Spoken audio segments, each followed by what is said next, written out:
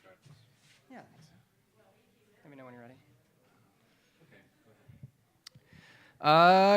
Good evening, everybody. Thanks for coming out. We're going to go ahead and get started here. My name is Ryan Wiesdock, and I'm the chair of the Greens at Virginia Tech. We are the organization that has the wonderful privilege of putting on this event and bringing Dr. Smith to talk to you all.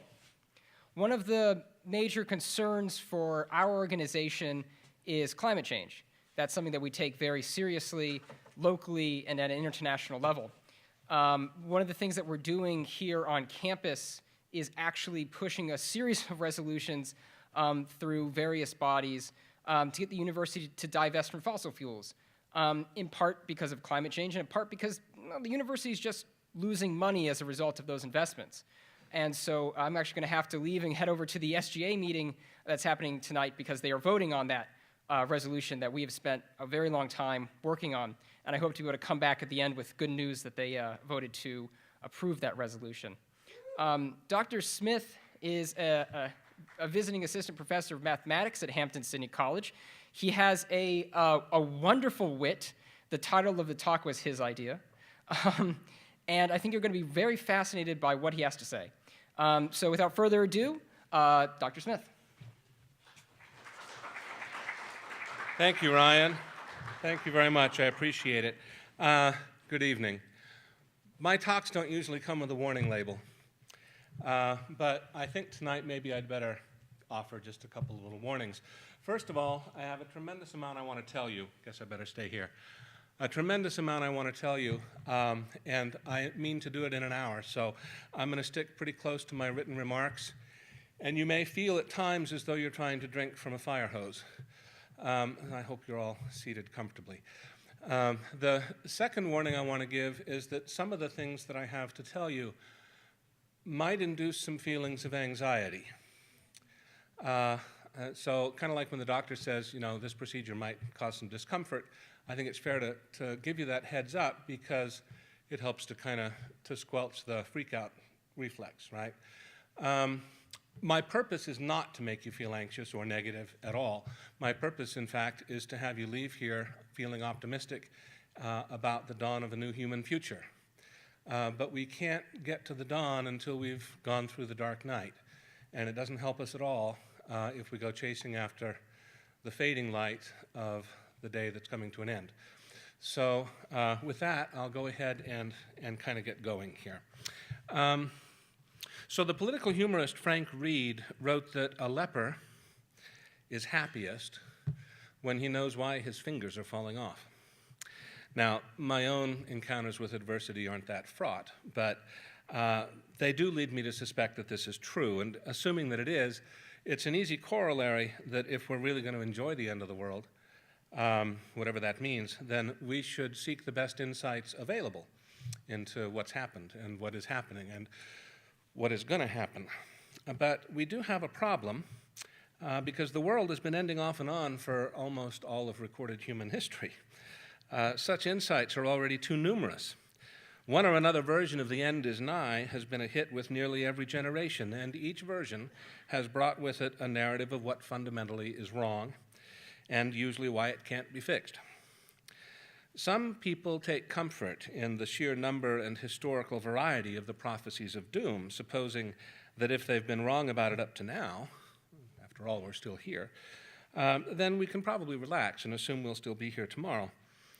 But this attitude overlooks the frequency with which the end really has arrived. In fact, it always does arrive. Every great and small civilization before our own has ended one way or another. And some of those endings were abrupt and terrifying. It would be simple-minded to assume that we're special. But the problem remains. We have too many insights into what will cause this civilization, this civilization to crash. From Malthusians and millenarians to climate scientists and political and economic doomsayers, explanations for our present crises and likely ruin lie thick about us. Our first task, then, is to find a higher vantage, to pull the camera back in a kind of dolly zoom, keeping the subject of collapse near and clear while at the same time broadening our field of view to its natural limit. We may ask, what is a civilization? How does one come to be? How does it come not to be? Are there any general principles we should be aware of? What analogs exist in nature that illustrate these principles? What about examples from history? The most general class of things of which civilizations are an example is termed by scientists dissipative structures. Other examples of dissipative structures include living things like you and me, organized things like anthills and corporations, and many natural phenomena such as the sun, a forest fire, and hurricanes. What each of these things has in common is that they rely on an available flow of useful energy to maintain themselves. Once a flux of useful energy is no longer available, self-maintenance fails, and the dissipative structure dissolves. The word for self-maintenance in this context is homeostasis. And the word for energy that's available for use by a dissipative structure is exergy. For instance, when a fire is sparked in the presence of a fuel source, the fire will grow until it is consuming the fuel as quickly as it can, and it will continue to burn until the fuel is exhausted. At that point, quickly or slowly, the fire dies and ceases to exist. The energy that was contained in the fuel still exists, but it's no longer exergy. As chemical energy, it was available to a process, the fire, that used it to grow and maintain itself. But that process dissipated the energy as diffused heat. It will never again be used to maintain a dissipative structure. The energy remains, but the exergy is gone. One can view the entire universe as a dissipative structure. In the beginning was the Big Bang, an explosive emergence of pure exergy that created time and space and all the stuff. Over the last 14 or so billion years, the exergy has been gradually dissipating as the universe expands and cools. Eventually, it is believed, it will end in heat death, a state in which there remains no exergy at all. The feature that is perhaps most characteristic of dissipative structures, including the universe itself, is their complexity. Complexity is a puzzling phenomenon. At least it puzzled me, and it often still does, in part because it appears to violate the laws of physics. In particular, the second law of thermodynamics states that in a closed system, entropy always increases. This principle says that order is never spontaneously produced from disorder. You can shatter the glass, but you can't unshatter it. You can't unburn the fuel, unwither the flower, unscatter the dandelion seeds. Once Humpty Dumpty falls, there's no putting him back together. But complexity, which is an apparent increase in order, arises spontaneously within dissipative structures. How can this be? It's because of rules. That is, it's owing to the fact that energy can only flow in accordance with rules. In purely physical processes like a burning fire, the rules are those of physics and chemistry, what are called physical laws. But any dissipative structure is the same in this respect. It dissipates energy from exergy into heat, and it does so in a manner that conforms to the laws that govern its nature. Rules give us complexity. In 1970, mathematician John Conway introduced what he called his game of life. It had nothing to do with the Milton Bradley game of the same name. This was an example of a type of mathematical model called cellular automata. It consists of a board laid out on a square grid. One is to imagine that this grid extends indefinitely far in all directions. The squares are called cells, and they may be either empty or colored in. In the simplest version, there's only one color, and a cell that is colored is said to be alive, and one that is empty is said to be dead. The rules are simple. If a dead cell has exactly 3 live neighbors among its 8 adjacent squares, then it comes alive in the next turn. A live cell with 2 or 3 neighbors stays alive. A live cell with more than 3 or fewer than 2 neighbors dies. In the example shown up here is a pattern that repeats itself every 4 turns, but which shifts down and to the right as it does so. This is called a walker. In fact, before we came in, forgive the break here, I'm not sure I'm going to be able to do that because it's not on that screen. Well, I'm just going to have to live with showing you this. I had something else, but screen issues. Anyway, this is called a walker because it just kind of moves along across the thing over and over and over, repeating the same pattern. A pattern like this in Conway's game of life is a dissipative structure. In order for cells to change at each turn, calculations must be made and the board updated. This costs exergy. In the case of this particular example, it's in the form of electricity flowing through circuits. No electricity, no game. But the reason it's interesting for this discussion is because it illustrates beautifully how complexity arises in dissipative structures. Start off any board with a few randomly colored squares and let it run. And there's no knowing what you might end up with. Most of the time, it doesn't do much. The cells either all die or fall into some repeating pattern. But occasionally, something curious happens. Sometimes, very intricate patterns are created. Sometimes these patterns grow or move about while maintaining their structure, or even reproduce themselves, or procreate other patterns that in turn have interesting properties.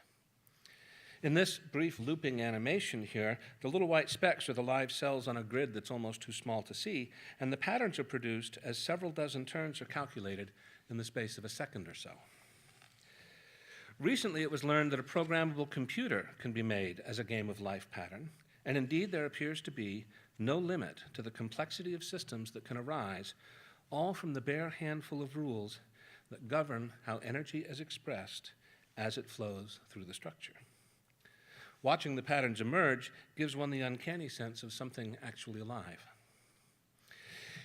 It should be noted that the amount of exergy required to produce the patterns is not constant. Efficiently programmed, any given instantiation of the game of life makes only as many calculations as are required for each turn. A pattern that grows in size and varies continuously will require an ever greater number of calculations at each stage. These calculations cost exergy. The circuitry of the computer will actually draw more electricity and create more heat in consequence. This is a theme we'll have cause to revisit. One more note, the large and complex patterns that are sometimes created are almost always exceedingly fragile. Introduce a few live cells in the midst of such a pattern, and it will usually fall into pieces, consumed as if by a destroying fire of random interactions.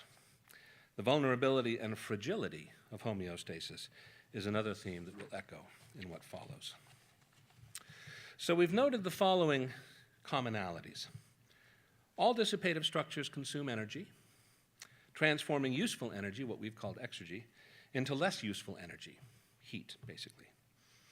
All dissipative structures give rise to complexity. That is, they're self-organizing as an emergent property of the way their inherent rules channel their energy flows. To these principles, we should now add a third. It's been noted that even the universe itself, considered as a dissipative structure, will not go on forever. Eventually, it will suffer heat death, at which point there'll be no remaining structure or complexity of any kind. It follows that no dissipative structure is immortal. The first risk to any dissipative structure is variation in its flux of energy. Of course, if the fuel dries up, it's done for, but we'll see that for highly complex structures, it may be enough just for the flux to vary too much to cause a loss of homeostasis. But there are other dangers. Like a match in the wind, every dissipative structure has an external environment that can act upon it. And these actions can produce crises that also threaten homeostasis. The more complex the structure, the more different kinds of crises can occur.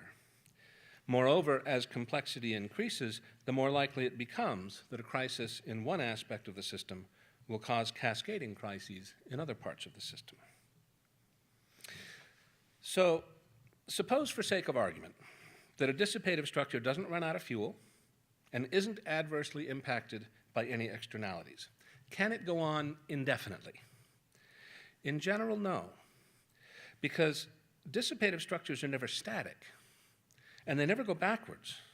No natural process is reversible in itself because entropy always increases, never spontaneously decreases. The same processes that bring a dissipative structure into being must continue because energy must continue to flow, introducing new complexities. Each increase in complexity has a metabolic cost, that is, a maintenance cost, that also continues. As these costs accumulate, eventually the system becomes unsustainable on its energy base and increasingly fragile. And at some point, a crisis occurs and there's a complexity collapse.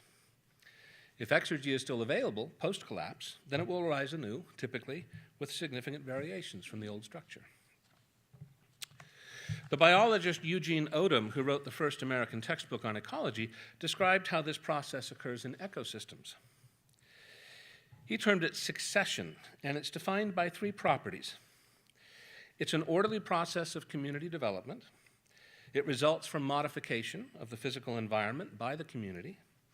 And it culminates in a homeostatic ecosystem in which maximum biomass and symbiotic function between organisms are maintained.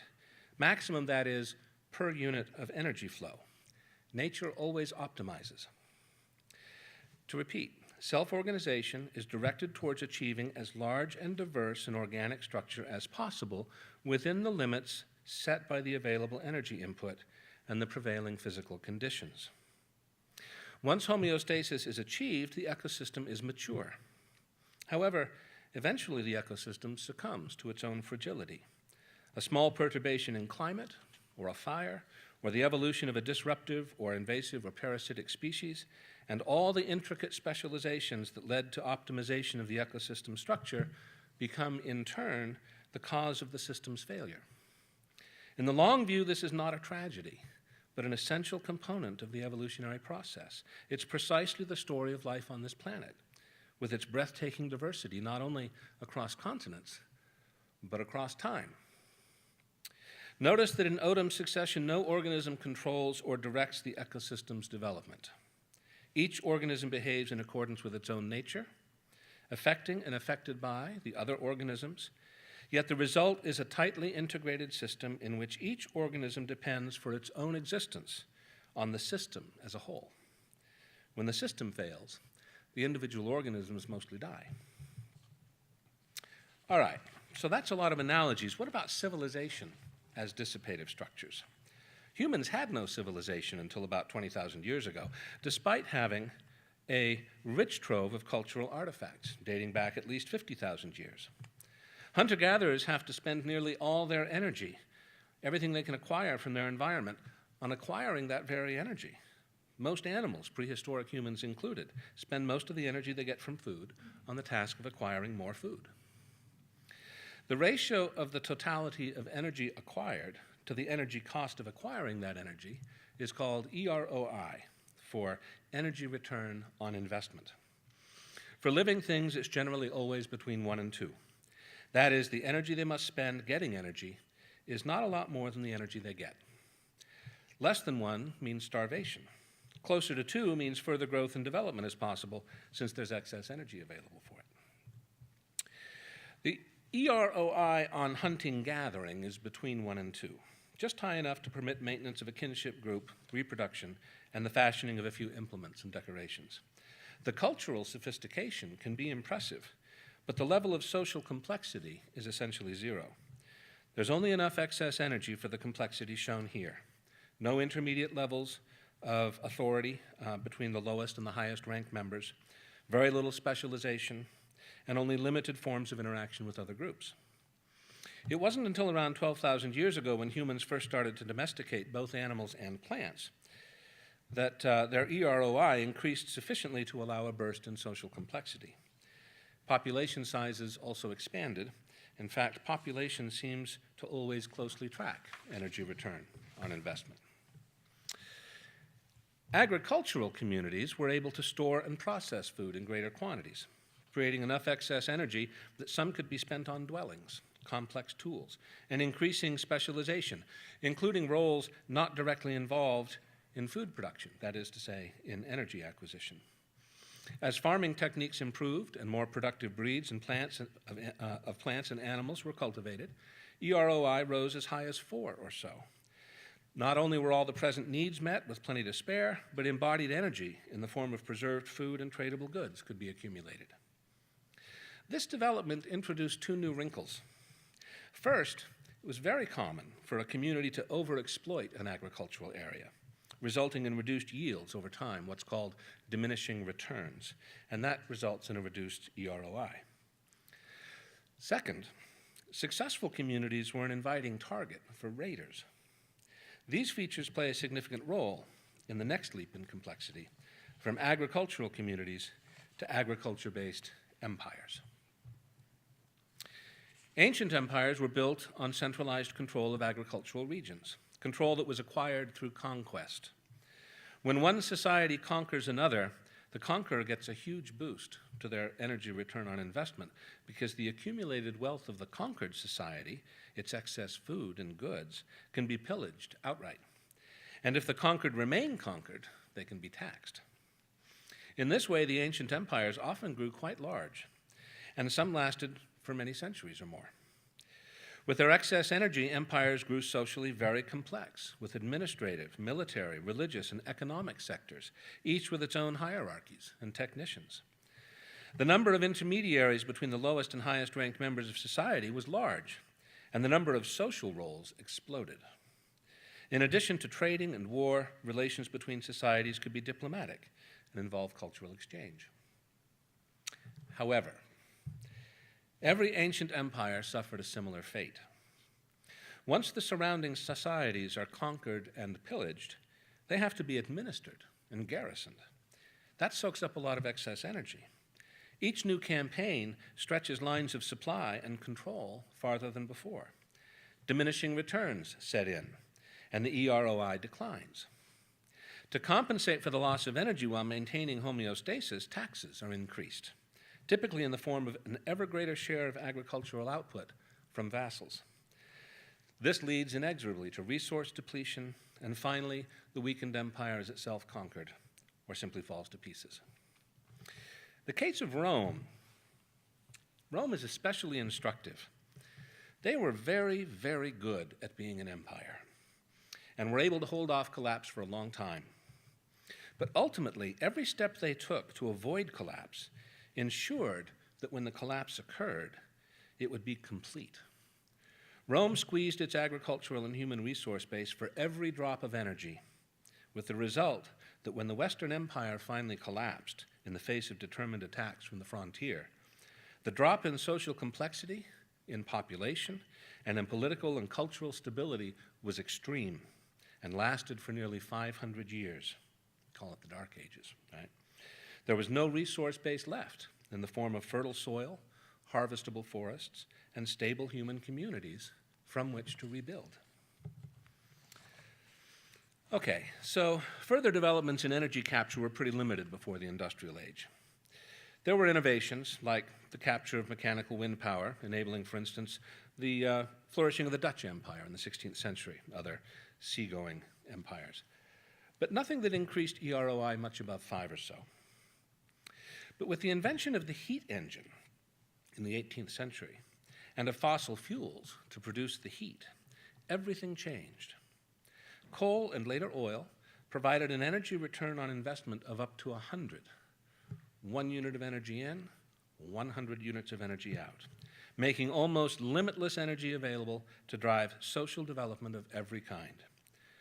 Global per capita energy use rose exponentially, quadrupling by the year 2000, even as the global population increased by more than 7-fold. The result is what we have today. A globalized, industrialized, fully integrated economy with massive energy and information flows, in which the level of connectivity within and between groups is so high that the complexity rivals anything previously imagined or imaginable. To put our per capita energy use in expensive, consider that a healthy adult can sustain about 75 watts of work for 8 hours, an 8-hour day. That's about 600 watt-hours of work, 0.6 of a kilowatt. If you had 10 slaves, they could perform 6 kilowatt-hours of work for you in a workday. Rather less than you get from a single gallon of gasoline used in a typical car engine. The gallon of gasoline can propel an automobile 30 miles in 30 minutes. How long would it take you to push your car 30 miles? How many friends would you need to help you? An average American consumer, directly and indirectly, uses enough energy daily to perform the work of hundreds of slaves. These energy slaves are what make global industrial civilization possible. It's an almost universal conceit, you know, that our present level of social complexity is largely owing to our cleverness, right? It's because we're clever. But the accumulation of technical and theoretical knowledge, you know, up to the 18th century, that certainly was important. It was a fundamental ingredient in what came after. But the explosion of economic and population growth, technical advancement, and social complexity from 1800 to the present could not have occurred without the huge excess energy that fossil fuels provided. With an early return on investment of 50 to 100, that energy permitted the overwhelming majority of the population to redirect their activity away from agriculture and energy acquisition to an ever-expanding array of other social specialties. And this in turn accelerated further innovation by orders of magnitude. Now, however, as you're probably aware, we face some challenges. First of all, our civilization is designed for very high energy flows.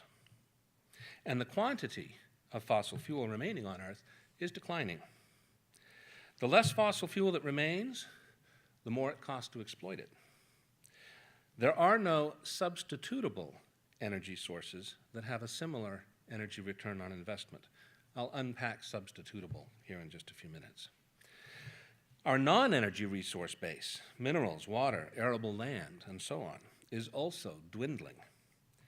And the ecological basis of any future low energy return on investment civilization is being destroyed. In short, we're falling off what's been termed the energy cliff.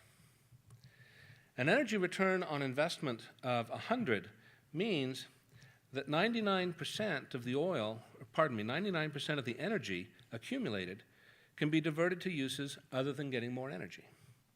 An EROI of 20 means that 95% is available for use, so there isn't much practical difference between an energy return on investment of 100 and an EROI of 20. But after that, things get worse very quickly. And an energy return on investment of 5 means that only 80% of the energy is available for other uses. When oil was first exploited as a fuel source, the EROI was roughly 100. As the oil economy grew, both institutional and physical infrastructures had to be built for it. For example, paved roads. And these metabolic costs decreased the energy return on investment to 30 or so. As the richest and easiest to exploit deposits were exhausted, more had to be spent to exploit deposits that were smaller and harder to reach and of lower quality.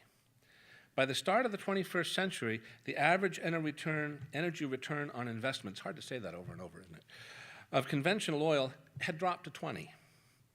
And the energy return on investment of newly exploited deposits of conventional oil is now 10 or less. Wind and solar are now competitive with oil at the point of generation. But if the electricity they produce has to be stored, the EROI drops to barely more than 1. Unconventional oil sources have an EROI of no more than 5, possibly much less, and the pace of diminishing returns is much quicker for those than with conventional oil. Biomass has turned out to be a bust from an EROI perspective, and agricultural land is becoming far too precious to waste on it. The difference between an EROI of 20 and one of 5 is more significant than it might appear. Established economies have a metabolic cost. Existing infrastructure has to be serviced and replaced. Existing institutions have to be funded. Existing populations have to be fed and clothed and housed and transported. A decline of 5% can mean the difference between meeting these costs with enough left over for further development or not meeting these costs, which means the civilization must cannibalize its reserves, and fragility and eventually collapse ensues. So how might we avoid falling off the energy cliff? So here are some ideas that people have, right? We could just start exploiting the existing energy resources at a faster rate, right?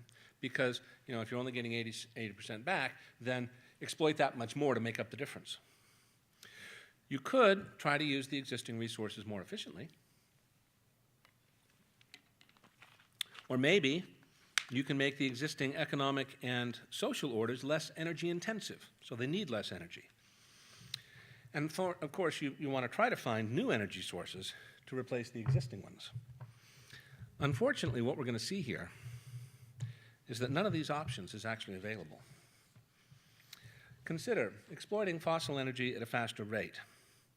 So, conventional oil and gas production peaked globally about 10 years ago. In the United States, it peaked about 40 years ago.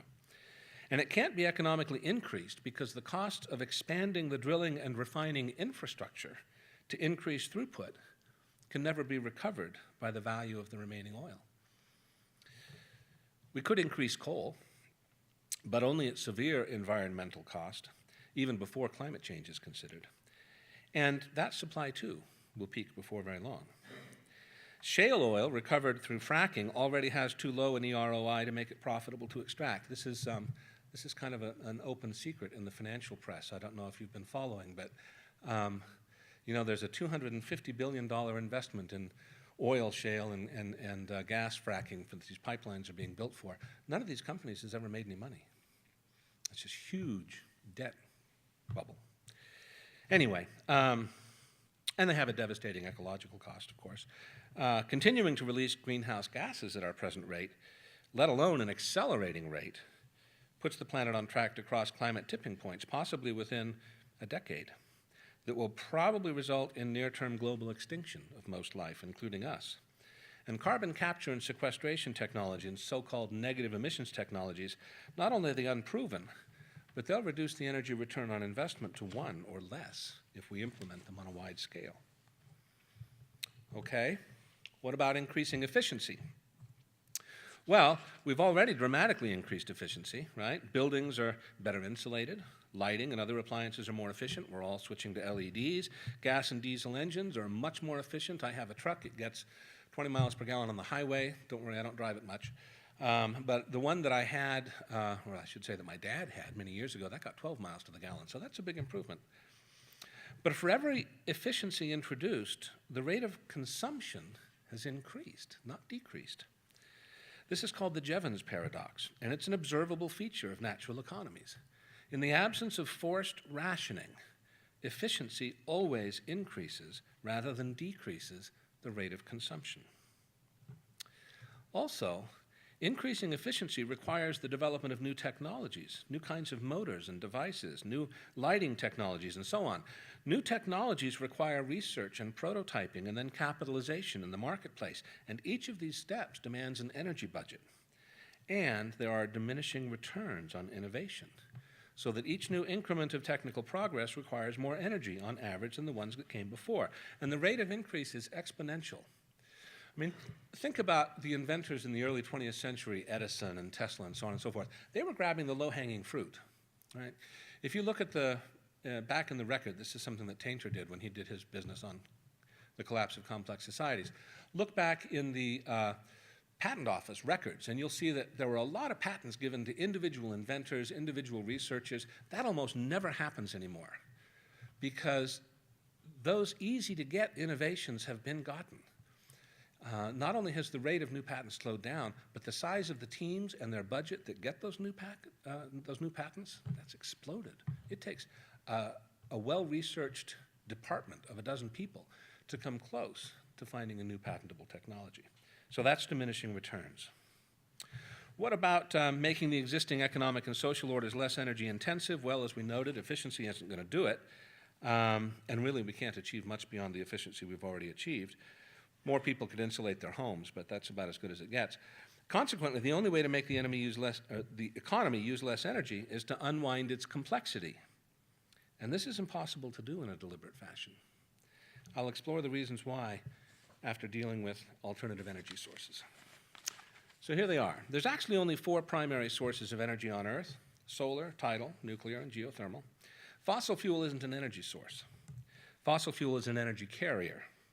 Basically a big battery that the sun charged up over hundreds of millions of years and which we've now drained. The battery can be recharged, but only on geological timescales. So for human purposes, once we've drained it, that's it. Geothermal energy has not been exploited up to now in any meaningful way because the engineering challenges are too great to make it economical. Tidal energy, which is caused by the relative motions of the Earth, Moon, and Sun, and Albert Einstein, has likewise not been exploited for the same reason. Nuclear energy, in principle, is ideal.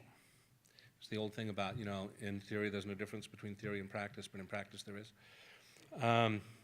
It produces almost unlimited electricity at what ought to be manageable cost, but it hasn't turned out that way. Because of the cost of building and decommissioning fission nuclear plants, and because of the enormous risks they represent, no nuclear plant has ever stood on its own economically. It has always had to rely on subsidies, especially indemnities. And inevitably, the disasters occur. Few nations are pursuing this option anymore, and most plants will go out of commission within a few decades, hopefully in a controlled manner. Nuclear fusion wouldn't have many of these problems, but that technology has been feasible in just a few years since I was in high school 40 years ago. I wouldn't hold my breath. All right, so that leaves all the many manifestations of solar energy. Wind generators, the wind is driven by the sun and the Coriolis effect, and photovoltaics and biomass, which of course is sun energy, photosynthesis. Of these, only biomass can be used to create liquid fuels and other hydrocarbons like plastics. And this is our Achilles heel. This is it. Because liquid fuels are not directly substitutable from an economic or engineering standpoint by any quantity of electricity. Remember that gallon of gas? It weighs 6 pounds. It can be carried in a cheap plastic container, and it's ready right now to push your 1-ton vehicle 30 miles down the road in 30 minutes at a high rate of speed. The equivalent amount of electricity can be generated for about the same price, but by the time it's gotten into your vehicle and made ready for use, its cost has increased significantly. And that's not including the several $1,000 cost of your several hundred pounds of batteries to store it until you need it, batteries that have to be replaced every few years. Those batteries, in turn, require large amounts of an element, lithium, which is presently cheap and fairly abundant, but which is extremely expensive to recycle.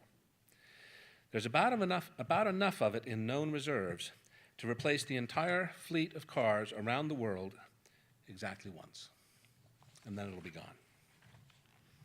But that's not the worst part.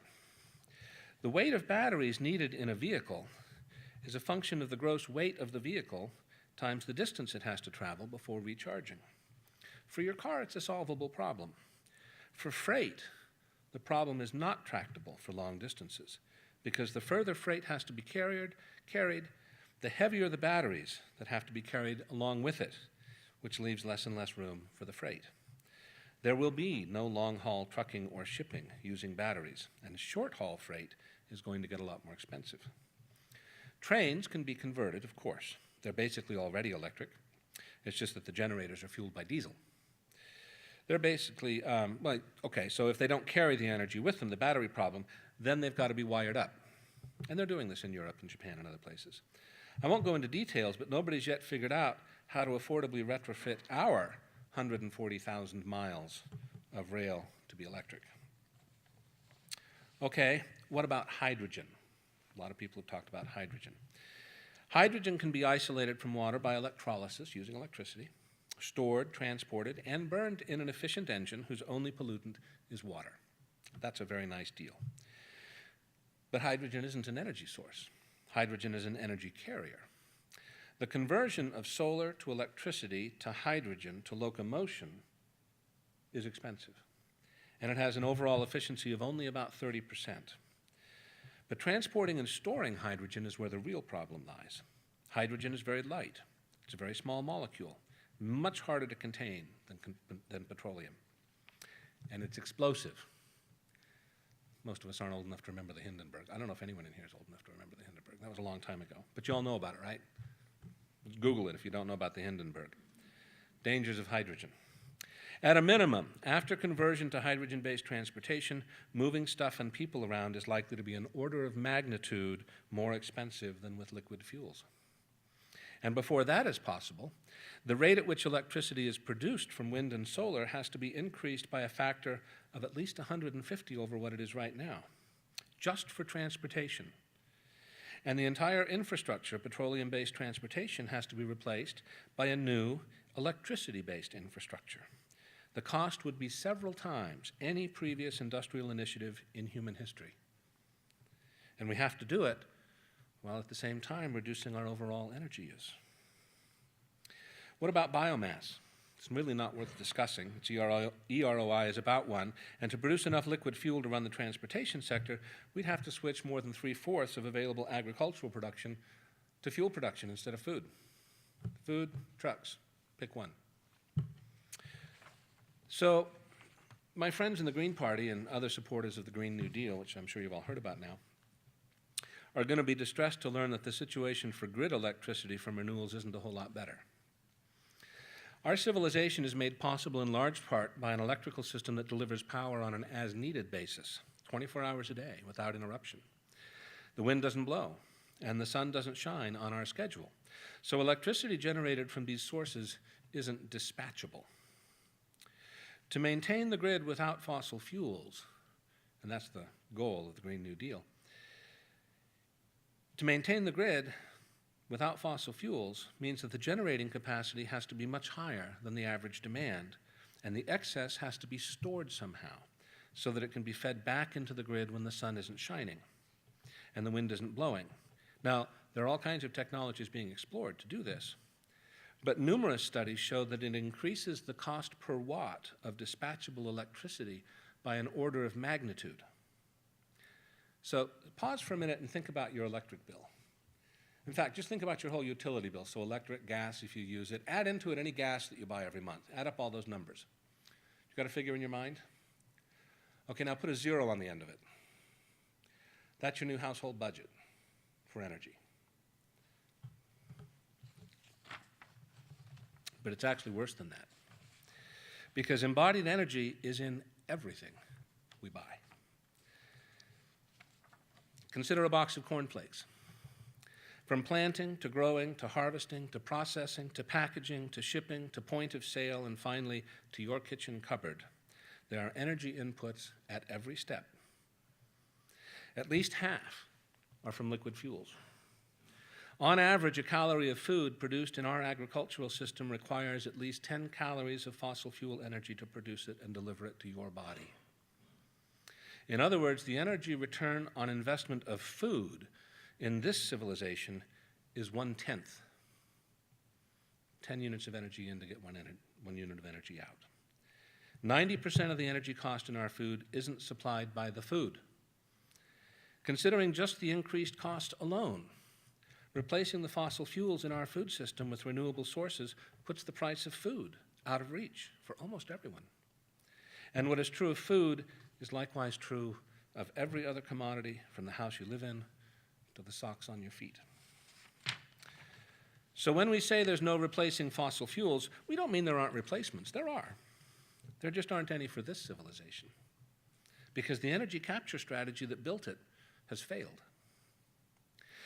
And that brings us to the final point about energy. Can we go backwards? Can we somehow decomplexify or reconfigure our system to not need fossil fuel anymore? After all, we might not want to party like it's 1899, right?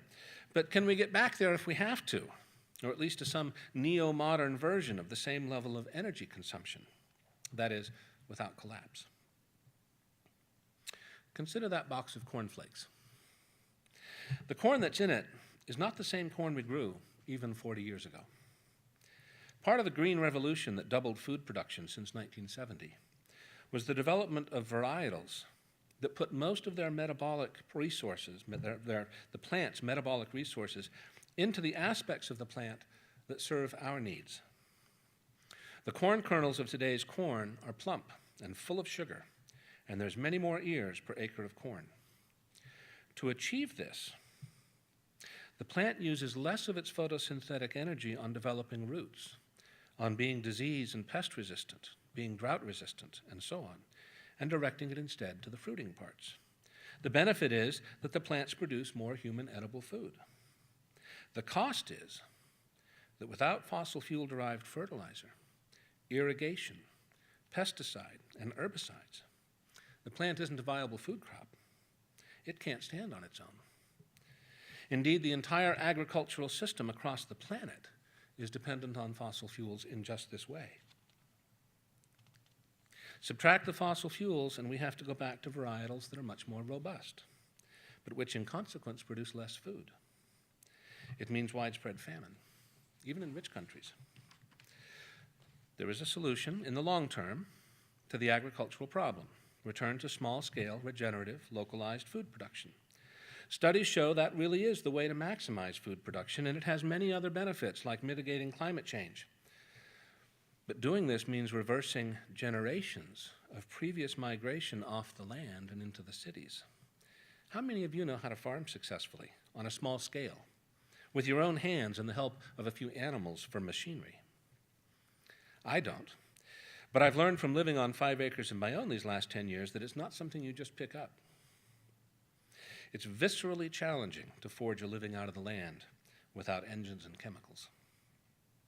In a like manner, getting people out of their private steel chariots and living locally means redesigning all of our communities, urban, suburban, and rural, upending all of our current transportation and distribution infrastructure. People just don't know how to live that way. And you're not going to persuade them to try, which means that these changes won't occur until long after the energy to make those changes is gone.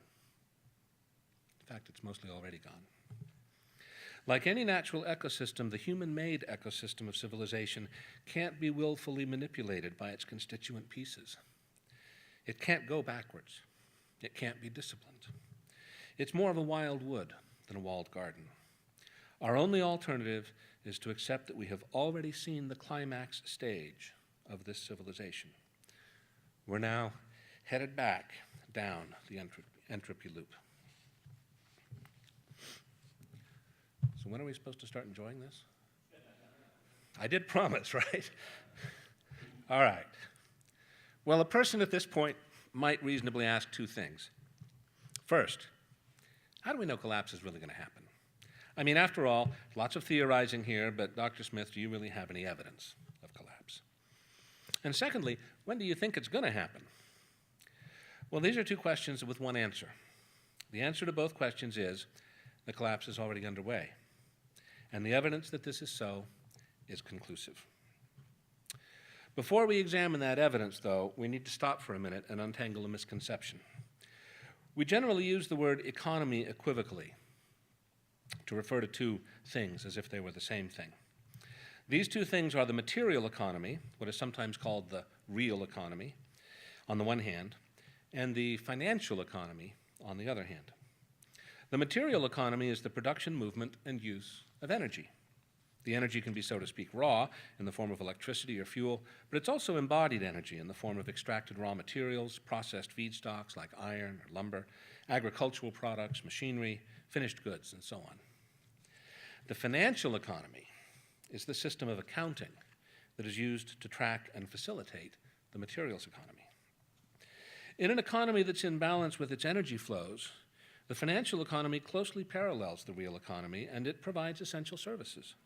These include a standardized medium of exchange, mitigation of risk, rational pricing, and so on.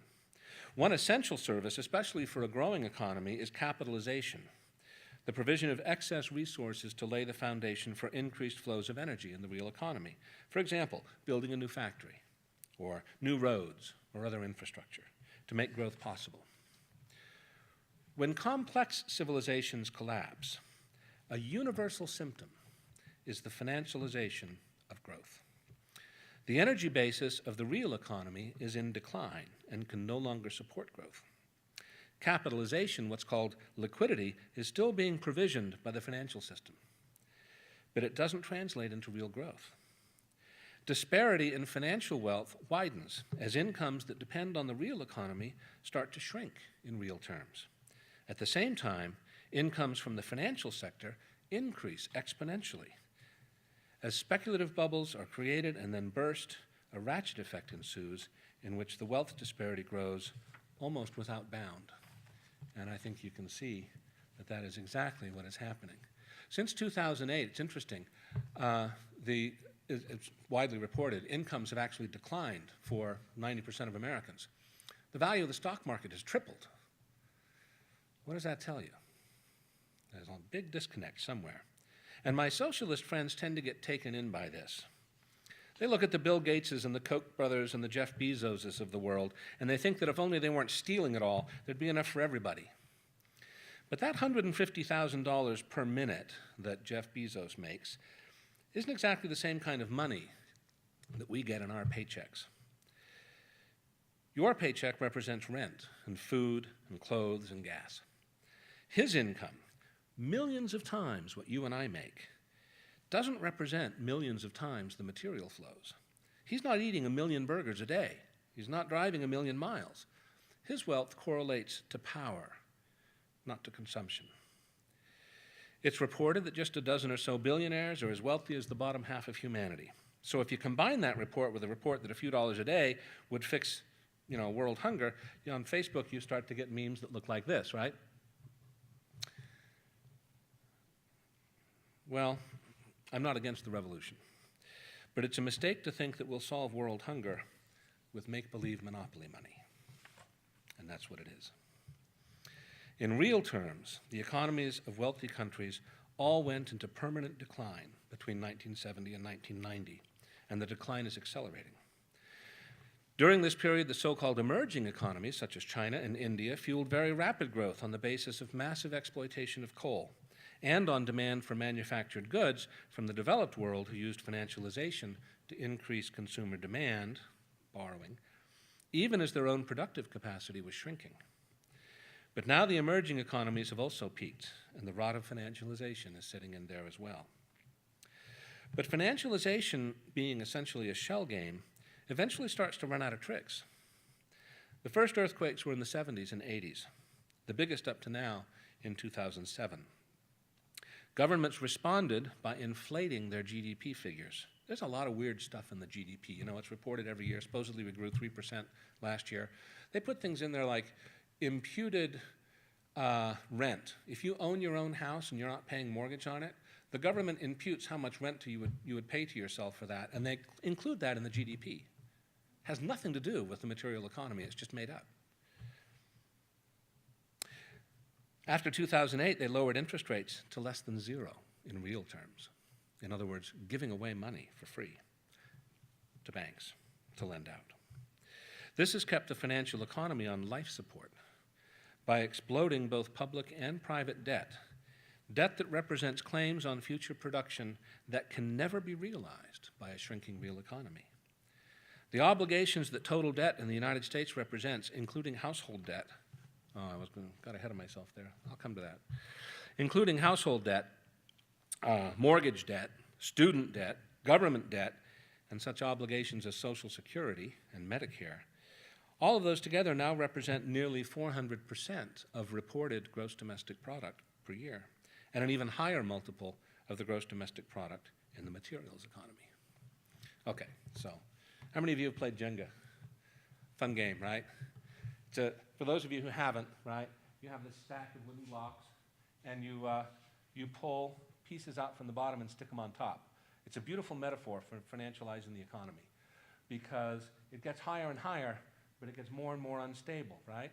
And as you're watching it, as it starts to go back and forth a little bit, and with each new turn, you're just certain it's going to fall, and then it doesn't, and then finally it does, and there's like this sense of relief, right? So that's kind of our metaphor here. When the deleveraging of the financial economy hits and the final collapse ensues, those of us who've thought about it are going to breathe a huge sigh of relief, just like the Jenga stack coming down. And the sooner it happens, the greater will be our celebration.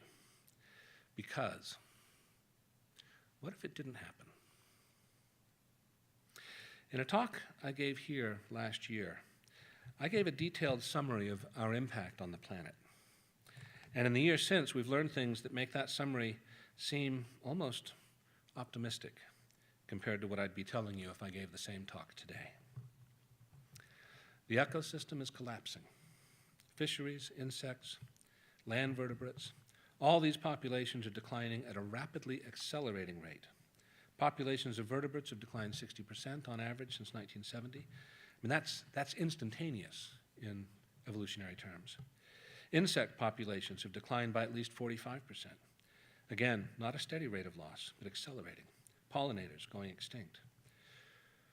Without a functioning ecosystem, there's no physical basis for any level of human civilization.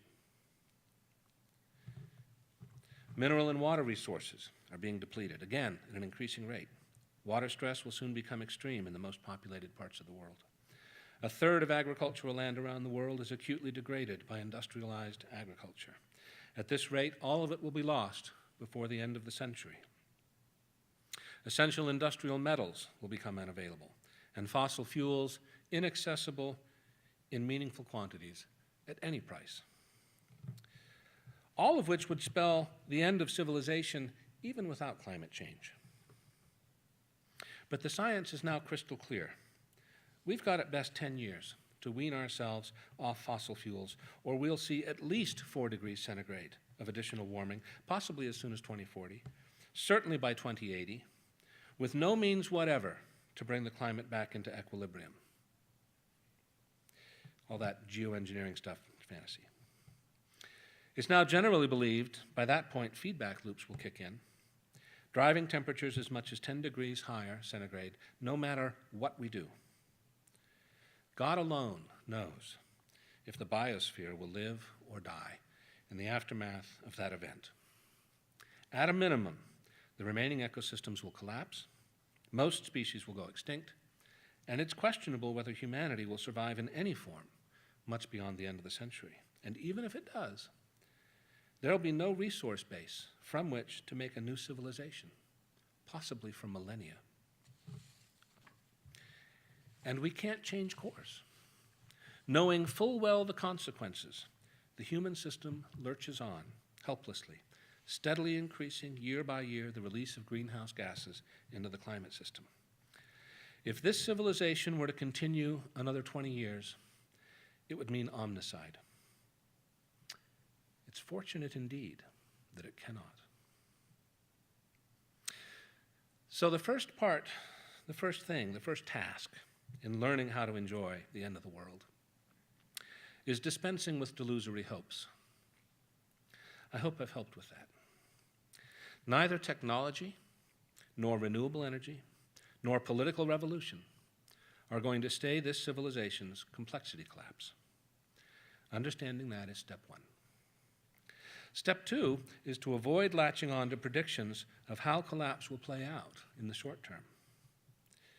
Like the wavering tower in Jenga, you can know for certain it's about to fall, but you can never know beforehand the precise moment or in what direction the tower will tumble. The present human system is much, much too chaotic for those kinds of predictions to be of any use. It must be acknowledged that there are worse outcomes than collapse. The risk of global war, and the use, even if only regionally, of nuclear weapons, is always with us. And it's a risk that will, at least for a time, increase sharply as the collapse unfolds. If that happens, the outcome is no longer collapse, but apocalypse. That outcome is outside the scope of my talk. Regarding collapse, we can certainly identify some eventualities and risks. As a species, by the way, I really like this picture. I think that's supposed to be Manhattan. Just imagine if everybody left Manhattan, in 40 years, what would it look like? Something like that. As a species, we are massively an overshoot of our environment. One thing collapse will necessarily entail is a curtailment of our numbers. How this will come about is not predictable. But we know that if nothing else does it, famine will. And this is not just a risk for the densely populated global south. A study by Cornell University a few years ago found that the agricultural base of New York State, assuming it were optimally farmed, could only feed 21% of its present population. Other possibilities are severe social unrest leading to civil conflicts or interstate wars. As social systems collapse, old epidemics can resurface. For some examples of the kinds of stresses we could see and how they unfold through time, look to the recent history of Syria or the present history of Venezuela. War zone is probably a pretty good analog for the near-term aftermath of a rapid complexity collapse. So to achieve our goal of enjoying the end of the world, we need a new way of thinking and a new way of being. I really like this meme. The people who come through to the other side and build the new human future will not be the preppers with their bunkers and their ammo boxes. And it will not be the super rich with their $1 million guarded and gated palaces tucked into remote corners of the world. Those people are going to learn a hard lesson. The goal here is not just to survive and make something out of the ruins. That would suck. Our aim is to look towards the human horizon with our shoulders squared, a glint in our eye, and a smile on our lips, ready to build something better than we've left behind. This is not a fantasy. This is how the cycle works. The ecologist C.S. Halling formulated what is called the adaptive cycle of ecosystems. Systems don't just evolve to an optimized and maximized level of complexity and stay there. There's a cycle of creation, destruction, and renewal. Each of these is necessary to the development of life. As dissipative systems grow and become more complex, they also become less adaptable. In the homeostatic climax stage, the embodied energy of the system is rigid, locked in place, unavailable for adaptation and change. When a crisis induces collapse, that embodied energy becomes liquid, available for new patterns of organization, which in turn self-organize and optimize, but in new ways. Think of a giant tree that dominates a patch of forest. When it dies and falls, it opens a space for sunlight to once more penetrate the canopy. And the massive store of nutrients and carbon it had locked up is released for new organisms to use as they harness the newly available sunlight. Similarly, the fall of Rome was not just a loss, but an opportunity that eventually issued forth in a new and patently better civilization. The Dark Ages gave birth to the High Middle Ages, which invented the institutions of the modern world: representative democracy, banking, the university system, and so on.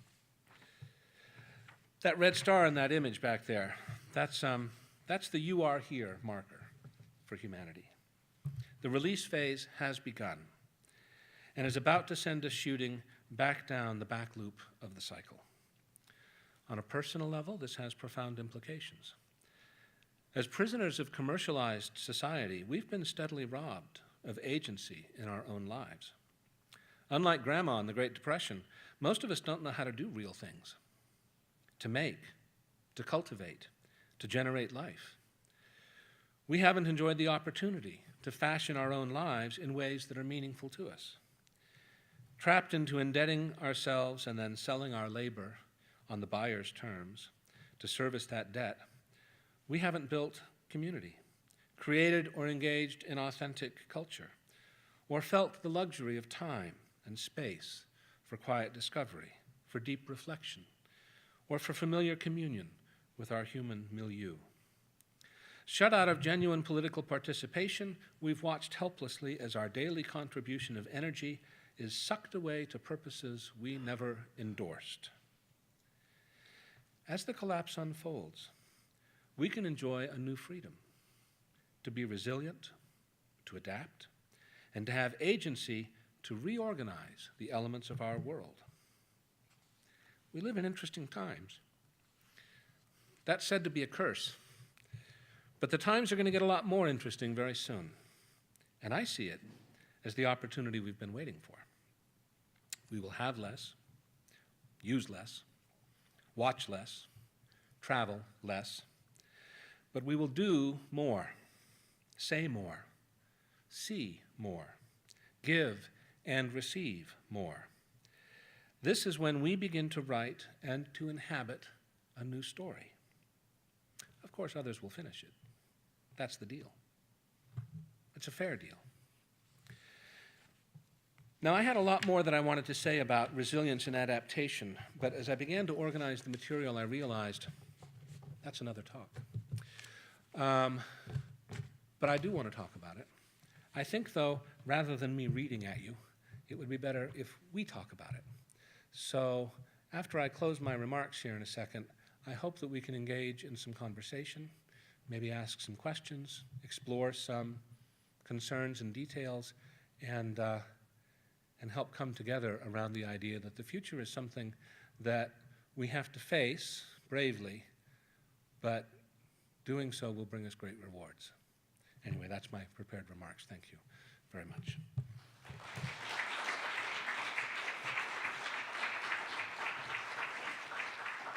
One of the things I wanted to show you is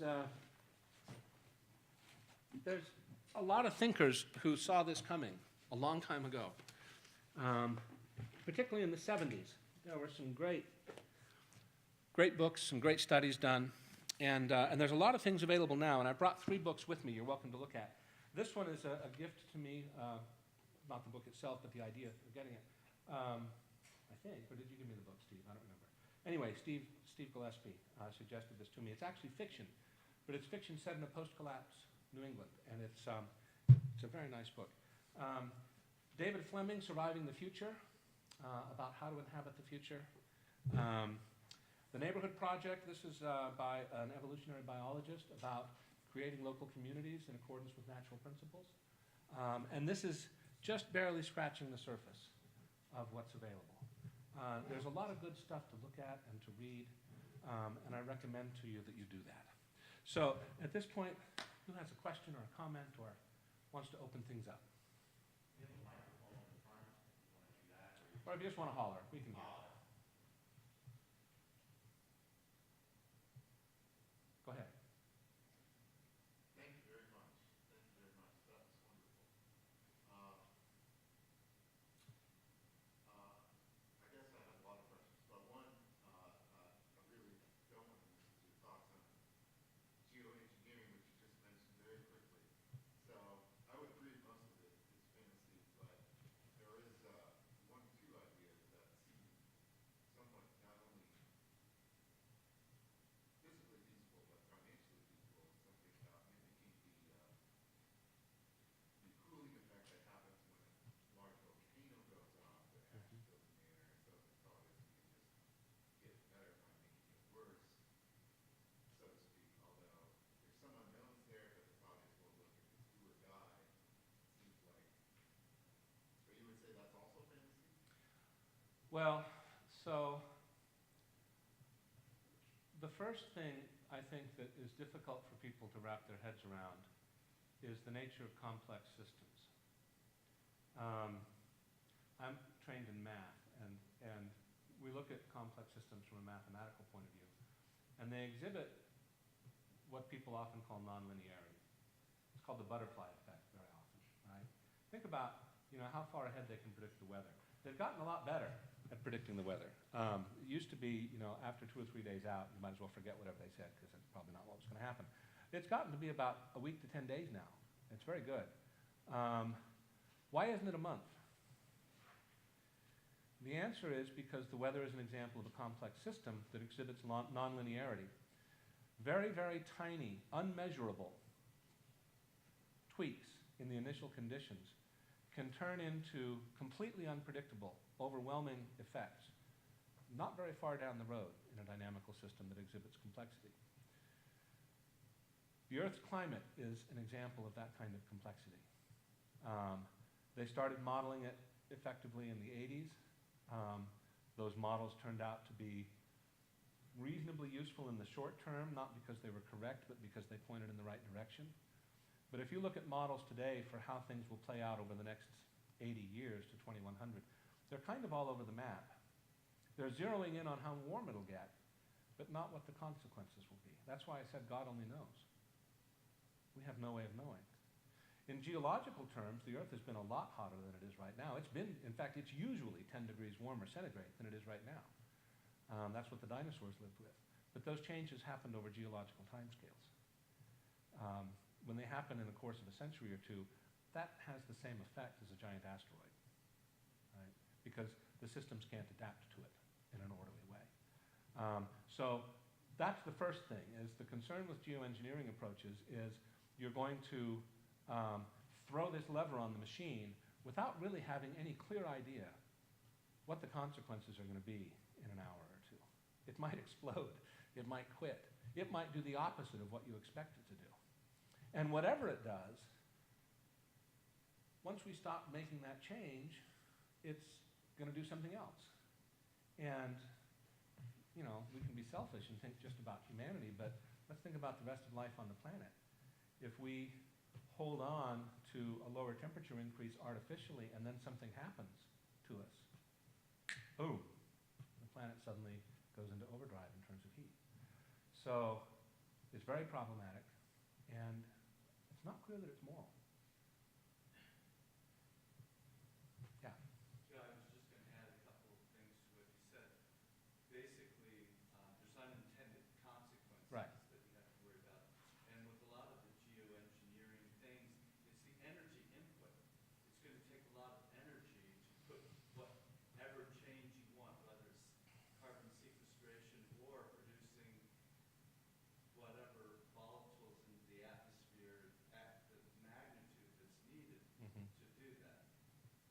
The other thing is on this weather predictability, actually, I've recently read an article, and it may have been in Nature, I can't remember.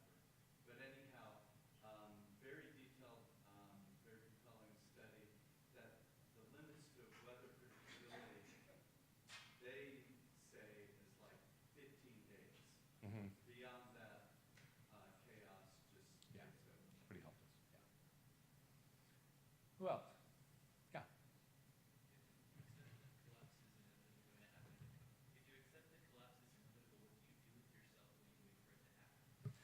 Right. So this is kind of why I wanted to talk about resilience and adaptability a whole lot more than I could in the time that I have, because I didn't want to keep you seated in these seats for 2 hours or an hour and a half. But there's a large literature.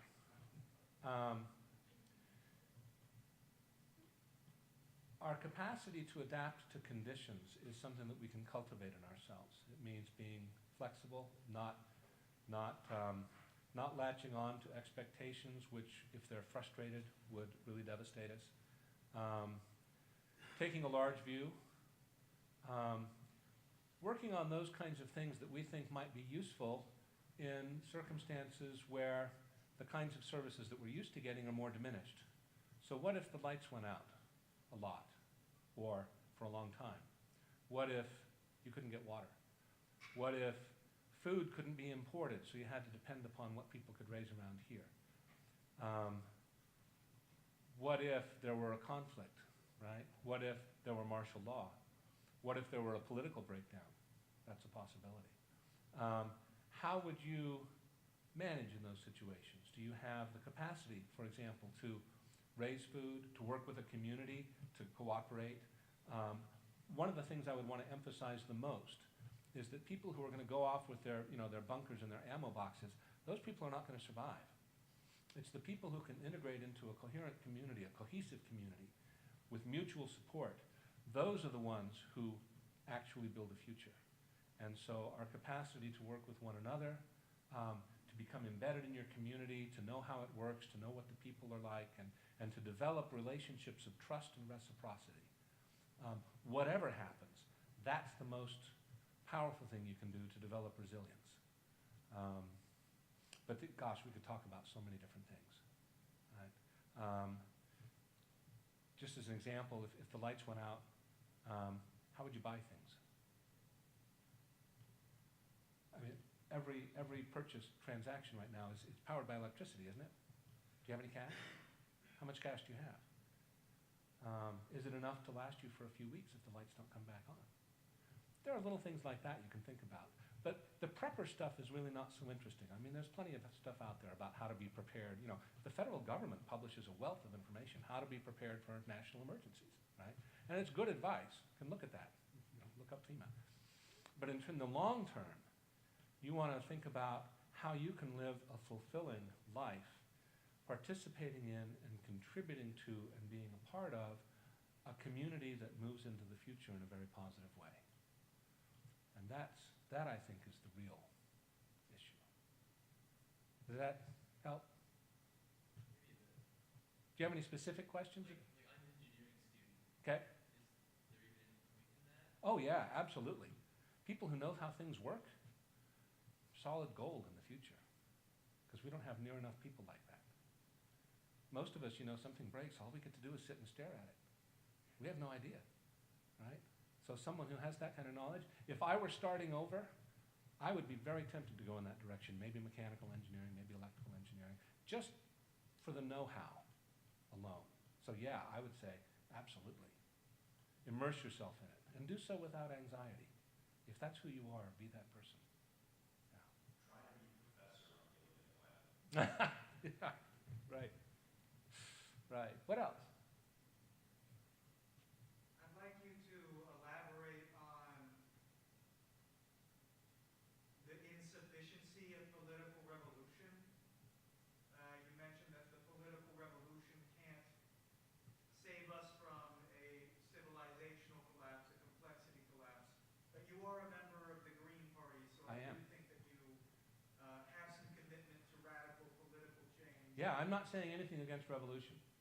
I'm all about, especially when it comes to our neoliberal oligarchy, I'm all about overthrowing that. And I think there's nothing in what I've said that should be taken as not thinking that's an important and valuable thing to do. We just have to be realistic that part of what we're going to be doing is dealing with a complexity collapse at the same time. And that's actually good, because that's an opportunity. You know, the present system has everything locked down. I mean, look at how hard it is for the Green Party to get any traction at all. Even assuming they're not deliberately sabotaging us, and that would be a naive assumption. It's really hard to get any traction because you can't get media, I mean, people are not focused in that way. Everything is locked down. There's no oxygen in the room. As collapse begins to unfold, that's one of the things that changes. Then all kinds of things become possible that weren't previously possible. Good and bad, but we're going to be working on the side of the good part, right? So, yeah, when I say revolution isn't going to save us from the complexity collapse, I don't mean we shouldn't have the revolution. I just mean that... Elaborate a little bit on how, supposing we got this political revolution, and there are all kinds of different ideas of what it should look like. With your ideal type political revolution, how would that contribute to people being more prepared for a complexity collapse? How would it contribute to the being more prepared? Or better able to enjoy it as you speak? You know, I haven't thought about it in just those terms. And maybe someone else would have something to contribute on that particular question. But I think one of the things that having a political, and really we're talking about not so much a political in the terms of our institutions, but political in terms of our economic institutions and systems of power, dismantling that and creating something else is something that I think gives people, first of all, investment and agency in their political lives, and something to build. Because one of the things that we're seeing in this culture, which is so badly diseased, we talked about that last year, is people are in despair. And they have good reason to be. They're powerless. And so by having a progressive, positive, future-oriented political movement to engage in, I think that has the potential for people to really give people something to organize their lives around, at least their public lives around, in the face of real hardship, which is what the collapse will entail. I mean, we are talking about hardships here of a material sort that people are not, I mean, it's just hard to imagine. We don't know how hard.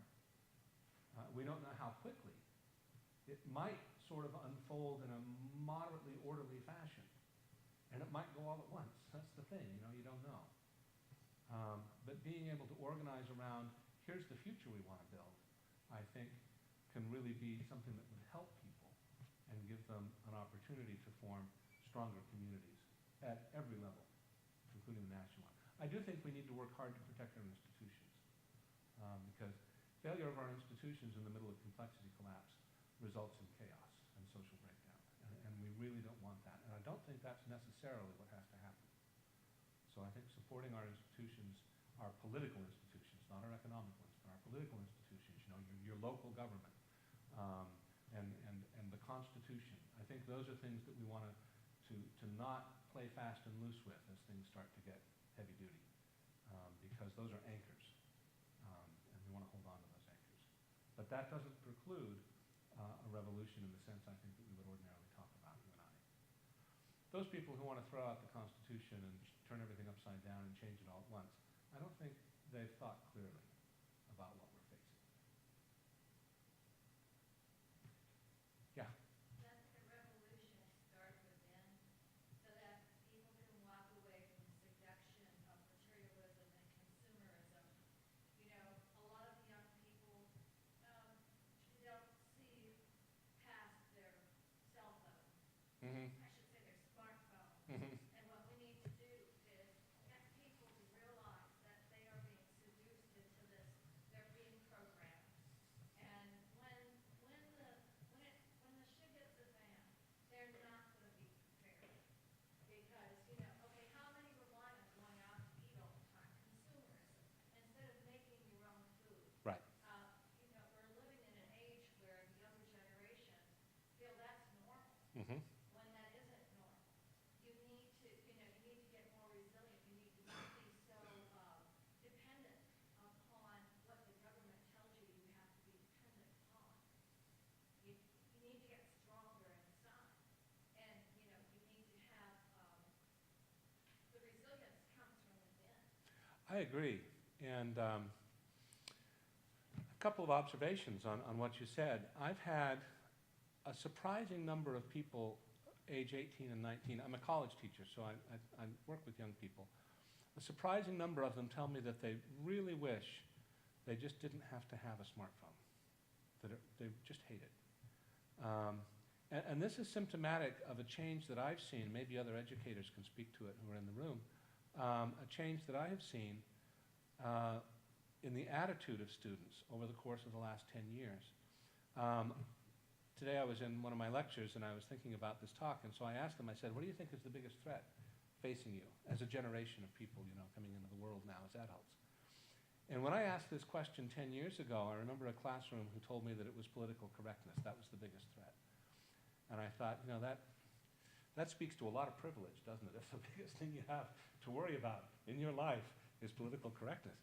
But my students today, they were like, well, debt and sustainability and, you know, what the world will be like in the future. I think we've seen a sea change in young people.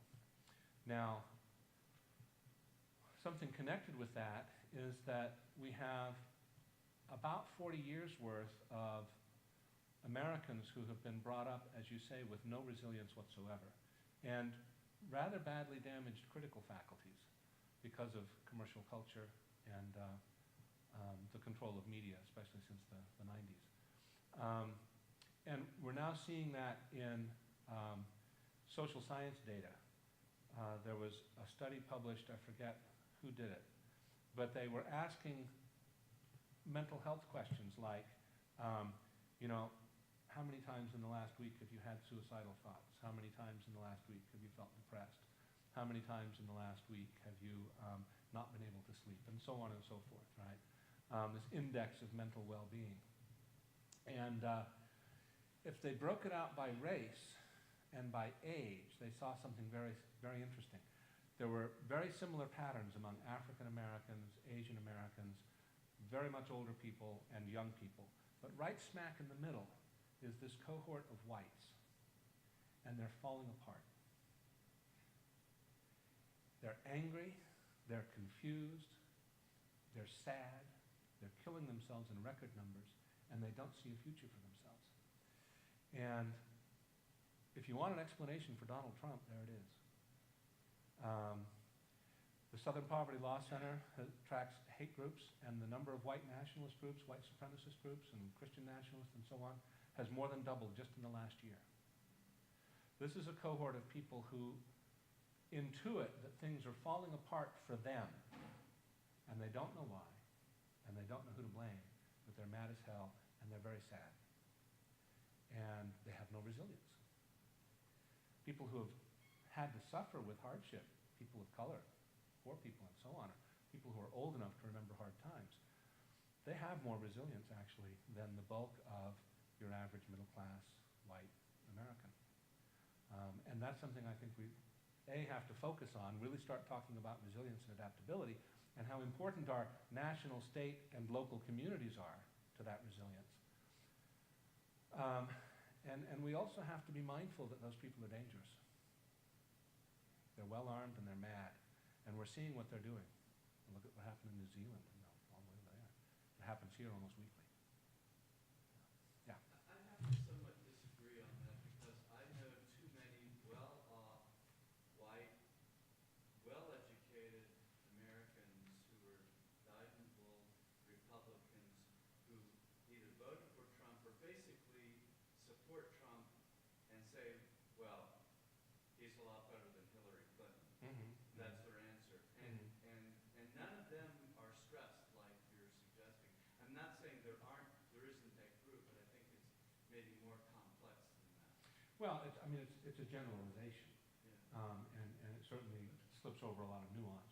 I'm merely reporting what was reported in this study, and if you look at the interval estimates in the data, it's striking how much that particular cohort is an outlier on the mental health scale from the others. No, and it is significant, I understand that. A number of those people previously voted for Barack Obama. Sure. And maybe would have voted for Bernie Sanders had he gotten the nomination. But Yeah. Anyone else?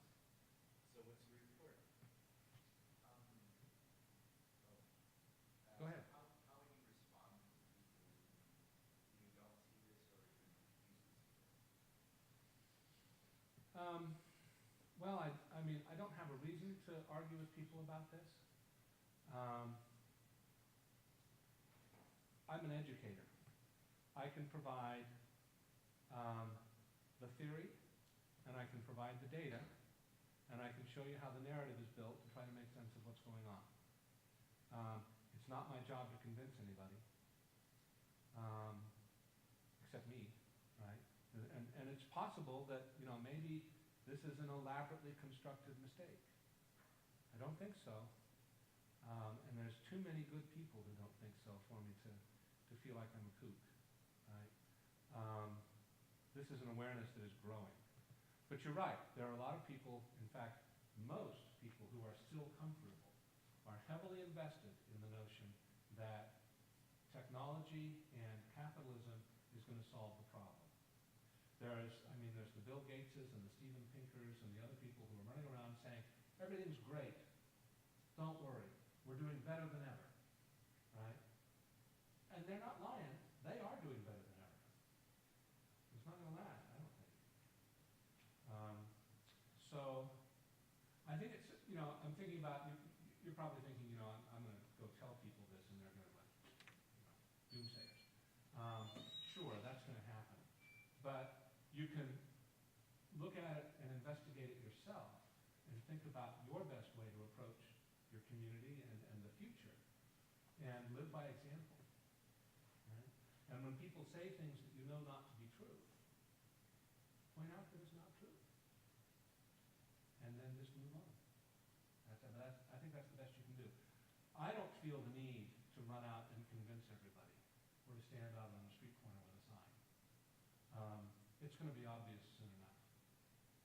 What I want to do is I want for those people who are ready to think about it and ready to talk about it, I want to share what I've discovered because I've been thinking about this for years. And there have been a lot of mysteries to me. For example, remember when oil went up? You were pretty young then, but in 2008, oil just went right through the roof. It was $140 a barrel, right? And we were paying $5 a gallon at the gas tank. And I thought, great, this is peak oil. And indeed it was. 2008 is now generally agreed to be. That was peak oil, peak production, right? The Hubbard curve, as they say. And I thought, well, the price of gasoline is just going to keep going up and up and up. It's never coming back down again. But what happened? I just filled up my tank. It cost me a couple bucks a gallon, right? And a few months ago, it was $1.80. Amazing. How can that be if we're running out of oil? Well, it turns out that there are dynamics about this that I didn't understand. But some people do. The simplistic peak oil supply and demand narrative doesn't see the whole picture. What generally happens when you start hitting peak resources is a deflationary period because people can no longer afford to pay for the commodity. And so the producers are chasing after low demand and the price comes down, but then that cripples their ability to grow production. So when demand comes back up, the price shoots up again, and what you get these erratic up and down in commodity prices. So there are things to learn, right, about how it all unfolds. And as I said, I think one of the most important things we can do is avoid latching onto this or that narrative of what's going to happen, because we can't know, it's too complex. But we can try to understand it as best we can and think to ourselves about how we fit into it. And that's something you can communicate to other people, I think, pretty safely. Are we done? So let's give Sid a big round of applause for that wonderful talk. You're welcome to come up and look at the talk some more, but I think we have to get stuff down now. Yeah, that was excellent. I just caught the last bit of it, but I've been talking with Dr. Smith for, two and a half years now, and I've always found him to be a very insightful speaker. So I do have good news. The SGA decided to adopt the resolution that we put forward to divest the university from fossil fuels. It is currently being considered by both the faculty and staff senates, and it has now passed both the SGA and the GSA. That's quite the accomplishment, and that was not an easy thing to get done. It took a lot of us, a number of you in this room, I don't see Melvin, but him too. It took a lot of us a lot of time to work on that, and it took us a lot of time to slowly piece together everything that we would need. And every single time it goes up before another person, there's another question that I haven't gotten before. There's another thing to consider that I hadn't quite considered. So it's an endless process, but it's one that we put a lot of work into, and it's work that's meaningful. I don't have any illusions that the university is going to suddenly decide to do this, but it's a necessary first step to getting there. And so I just want to thank those of you who have worked on this, and I encourage those of you who might be interested in working on something like this, addressing these kinds of very important issues, to join us. We're going to go out, I don't know, maybe the cellar, and we're going to have a beer after this. So if you're interested in joining us, you want to chat more with Dr. Smith or the rest of us about the kind of work that we do here on campus, you're welcome to join us. I think it'll be very interesting for all of you. But outside that, let's give our speaker another round of applause. Thank you all very much. And that's what we got. Thank you very much for being here.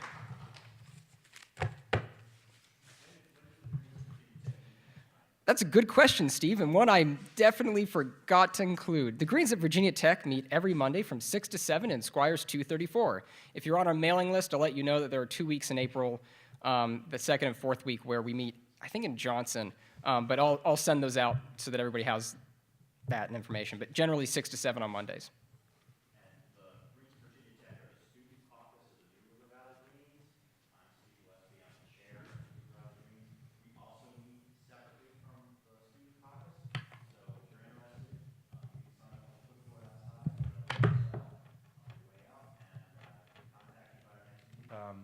Not latching on to expectations, which, if they're frustrated, would really devastate us. Taking a large view. Working on those kinds of things that we think might be useful in circumstances where the kinds of services that we're used to getting are more diminished. So what if the lights went out a lot, or for a long time? What if you couldn't get water? What if food couldn't be imported, so you had to depend upon what people could raise around here? What if there were a conflict, right? What if there were martial law? What if there were a political breakdown? That's a possibility.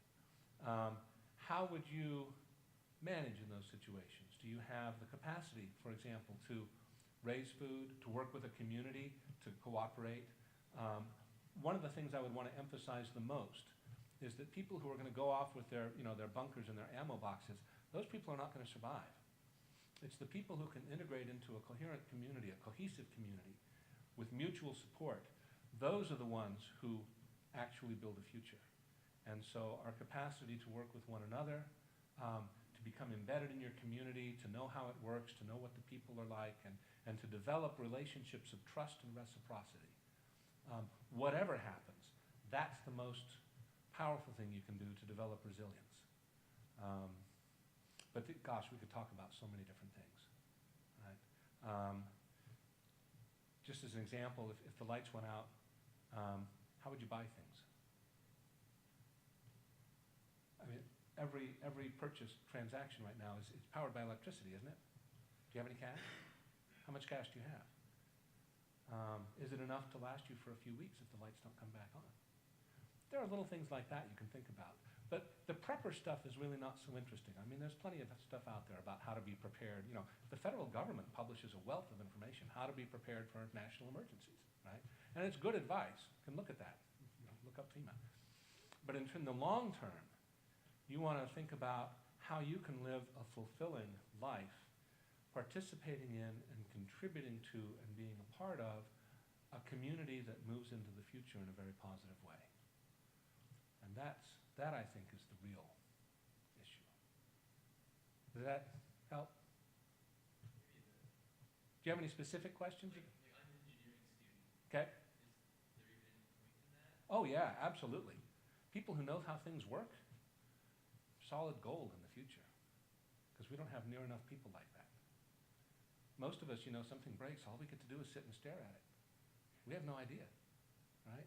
So someone who has that kind of knowledge, if I were starting over, I would be very tempted to go in that direction, maybe mechanical engineering, maybe electrical engineering, just for the know-how alone. So yeah, I would say absolutely. Immerse yourself in it, and do so without anxiety. If that's who you are, be that person. Try to be a professor on the lab. Yeah, right. Right. What else? I'd like you to elaborate on the insufficiency of political revolution. You mentioned that the political revolution can't save us from a civilizational collapse, a complexity collapse. But you are a member of the Green Party, so I am. do think that you have some commitment to radical political change. Yeah, I'm not saying anything against revolution. I'm all about, especially when it comes to our neoliberal oligarchy. I'm all about overthrowing that. And I think there's nothing in what I've said that should be taken as not thinking that's an important and valuable thing to do. We just have to be realistic that part of what we're going to be doing is dealing with a complexity collapse at the same time. And that's actually good, because that's an opportunity. You know, the present system has everything locked down. I mean, look at how hard it is for the Green Party to get any traction at all. Even assuming they're not deliberately sabotaging us, and that would be a naive assumption.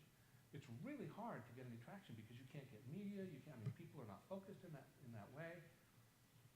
Everything is locked down. There's no oxygen in the room. As collapse begins to unfold, that's one of the things that changes. Then all kinds of things become possible that weren't previously possible. Good and bad, but we're going to be working on the side of the good part, right? So, yeah, when I say revolution isn't going to save us from the complexity collapse, I don't mean we shouldn't have the revolution. I just mean that... Elaborate a little bit on how, supposing we got this political revolution, and there are all kinds of different ideas of what it should look like. With your ideal type political revolution, how would that contribute to people being more prepared for a complexity collapse? How would it contribute to there being more prepared? Or better able to enjoy it as you speak? You know, I haven't thought about it in just those terms. And maybe someone else would have something to contribute on that particular question. But I think one of the things that having a political, and really we're talking about not so much a political in the terms of our institutions, but political in terms of our economic institutions and systems of power, dismantling that and creating something else is something that I think gives people, first of all, investment and agency in their political lives, and something to build. Because one of the things that we're seeing in this culture, which is so badly diseased, we talked about that last year, is people are in despair. And they have good reason to be. They're powerless. And so by having a progressive, positive, future-oriented political movement to engage in, I think that has the potential for people to really give people something to organize their lives around, at least their public lives around, in the face of real hardship, which is what the collapse will entail. I mean, we are talking about hardships here of a material sort that people are not, I mean, it's just hard to imagine. We don't know how hard, we don't know how quickly. It might sort of unfold in a moderately orderly fashion, and it might go all at once. That's the thing, you don't know. But being able to organize around, here's the future we want to build, I think can really be something that would help people and give them an opportunity to form stronger communities at every level, including the national one. I do think we need to work hard to protect our institutions, because failure of our institutions in the middle of complexity collapse results in chaos and social breakdown, and we really don't want that. And I don't think that's necessarily what has to happen. So I think supporting our institutions, our political institutions, not our economic ones, but our political institutions, your local government, and the Constitution. I think those are things that we want to not play fast and loose with as things start to get heavy duty, because those are anchors, and we want to hold on to those anchors. But that doesn't preclude a revolution in the sense I think that we would ordinarily talk about, you and I. Those people who want to throw out the Constitution and turn everything upside down and change it all at once, I don't think they've thought clearly about what we're facing. Yeah? Doesn't a revolution start within so that people can walk away from the seduction of materialism and consumerism? A lot of young people don't see past their cell phone. Mm-hmm. I should say their smartphone. Mm-hmm. And what we need to do is get people to realize that they are being seduced into this. They're being programmed. And when the shit hits the fan, they're not going to be prepared. Because, okay, how many rely on going out to eat all the time? Consumerism. Instead of making your own food. Right. We're living in an age where the younger generation feel that's normal. Mm-hmm. When that isn't normal. You need to get more resilient. You need to not be so dependent upon what the government tells you you have to be dependent upon. You need to get stronger inside. And, you need to have, the resilience comes from within. I agree.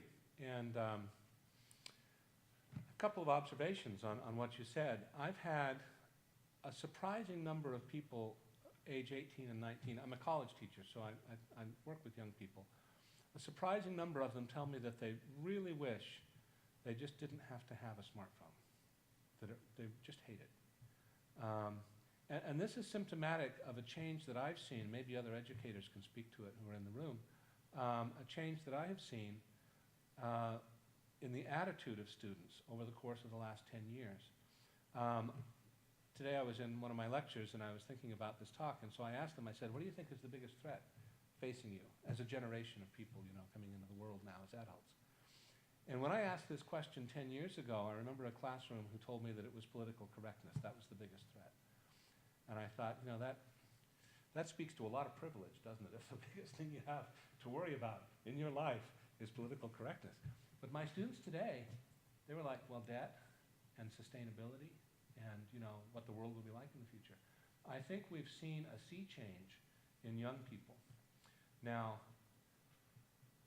something connected with that is that we have about 40 years worth of Americans who have been brought up, as you say, with no resilience whatsoever, and rather badly damaged critical faculties because of commercial culture and the control of media, especially since the 90s.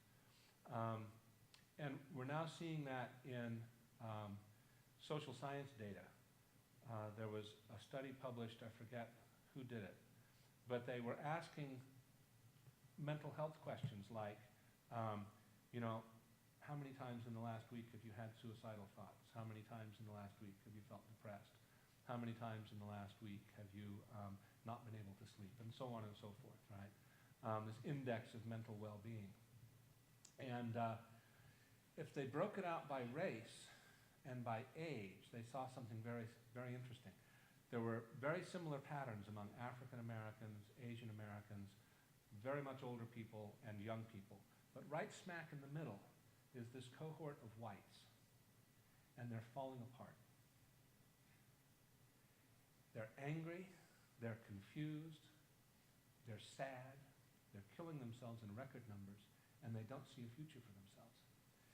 And if you want an explanation for Donald Trump, there it is. The Southern Poverty Law Center tracks hate groups, and the number of white nationalist groups, white supremacist groups, and Christian nationalists, and so on, has more than doubled just in the last year.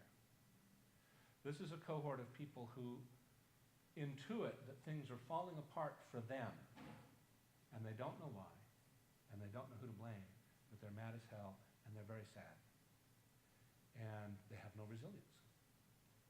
People who have had to suffer with hardship, people of color, poor people, and so on, people who are old enough to remember hard times, they have more resilience, actually, than the bulk of your average middle-class white American.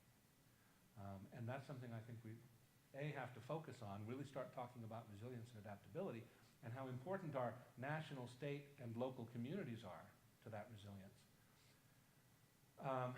And we also have to be mindful that those people are dangerous. They're well-armed and they're mad. And we're seeing what they're doing. And look at what happened in New Zealand and all the way over there. It happens here almost weekly. Yeah. I have to somewhat disagree on that because I know too many well-off, white, well-educated Americans who are dyed-in-the-wool Republicans who either voted for Trump or basically support Trump and say, well, he's a lot better than Hillary Clinton. Mm-hmm. That's their answer. And, and none of them are stressed like you're suggesting. I'm not saying there isn't that group, but I think it's maybe more complex than that. Well, it's a generalization. Yeah. And it certainly slips over a lot of nuance. I'm merely reporting what was reported in this study. And if you look at the interval estimates in the data, it's striking how much that particular cohort is an outlier on the mental health scale from the others. No, and it is significant, I understand that. Mm-hmm. A number of those people previously voted for Barack Obama. Sure. And maybe would have voted for Bernie Sanders had he gotten the nomination. But Yeah. Anyone else? so what's the report? Go ahead. How would you respond to people who don't see this or even refuse to see this? Well, I don't have a reason to argue with people about this. I'm an educator. I can provide the theory, and I can provide the data, and I can show you how the narrative is built to try to make sense of what's going on. It's not my job to convince anybody, except me, right?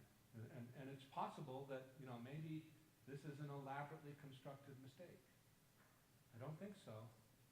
And there's too many good people who don't think so for me to feel like I'm a kook, right?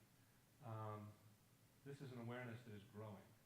But you're right, there are a lot of people, in fact, most people who are still comfortable, are heavily invested in the notion that technology and capitalism is going to solve the problem.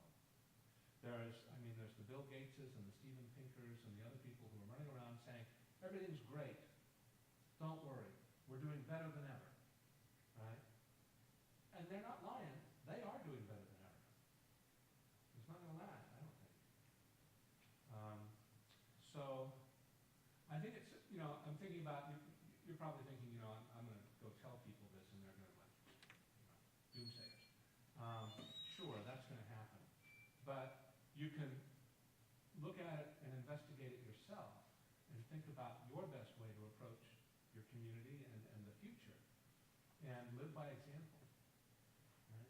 And when people say things that you know not to be true, point out that it's not true. And then just move on. I think that's the best you can do. I don't feel the need to run out and convince everybody. or to stand out on the street corner with a sign. It's going to be obvious soon enough.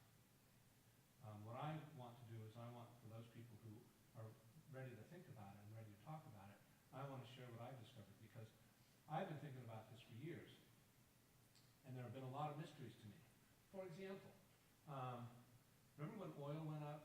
You were pretty young then, but in 2008, oil just went right through the roof. It was $140 a barrel, right? And we were paying $5 a gallon at the gas tank. And I thought, great, this is peak oil. And indeed it was. 2008 is now generally agreed to be. That was peak oil, peak production, right? The Hubbard curve, as they say. And I thought, well, the price of gasoline is just going to keep going up and up and up. It's never coming back down again. But what happened? I just filled up my tank. It cost me a couple bucks a gallon, right? And a few months ago, it was $1.80. Amazing. How can that be if we're running out of oil? Well, it turns out that there are dynamics about this that I didn't understand, but some people do. The simplistic peak oil supply and demand narrative doesn't see the whole picture. What generally happens when you start hitting peak resources is a deflationary period, because people can no longer afford to pay for the commodity. And so the producers are chasing after low demand, and the price comes down, but then that cripples their ability to grow production. So when demand comes back up, the price shoots up again, and what you get these erratic up and down in commodity prices. So there are things to learn, right, about how it all unfolds. And as I said, I think one of the most important things we can do is avoid latching onto this or that narrative of what's going to happen, because we can't know, it's too complex. But we can try to understand it as best we can and think to ourselves about how we fit into it.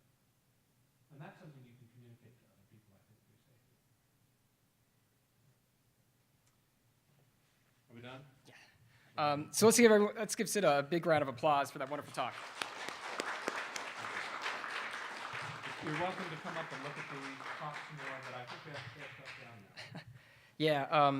Yeah, that was excellent. I just caught the last bit of it, but I've been talking with Dr. Smith for, what, two and a half years now, and I've always found him to be a very insightful speaker.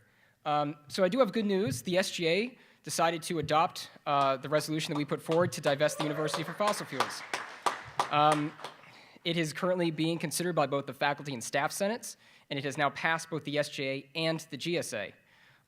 That's quite the accomplishment, and that was not an easy thing to get done. It took a lot of us, a number of you in this room, I don't see Melvin, but him too, it took a lot of us a lot of time to work on that. And it took us a lot of time to slowly piece together everything that we would need. And every single time it goes up before another person, there's another question that I haven't gotten before. There's another thing to consider that I hadn't quite considered. So it's an endless process, but it's one that we put a lot of work into, and it's work that's meaningful. I don't have any illusions that the university is going to suddenly decide to do this, but it's a necessary first step to getting there. And so I just want to thank those of you who have worked on this, and I encourage those of you who might be interested in working on something like this, addressing these kinds of very important issues, to join us. We're going to go out, I don't know, maybe the cellar, and we're going to have a beer after this. So if you're interested in joining us, you want to chat more with Dr. Smith or the rest of us about the kind of work that we do here on campus, you're welcome to join us. I think it'll be very interesting for all of you. But outside that, let's give our speaker another round of applause. Thank you all very much. And that's all we got. Thank you very much for being here.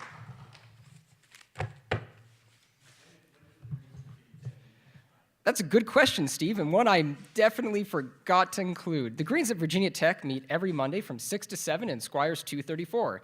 If you're on our mailing list, I'll let you know that there are 2 weeks in April, the second and fourth week, where we meet, I think, in Johnson. But I'll send those out so that everybody has that information. But generally 6 to 7 on Mondays.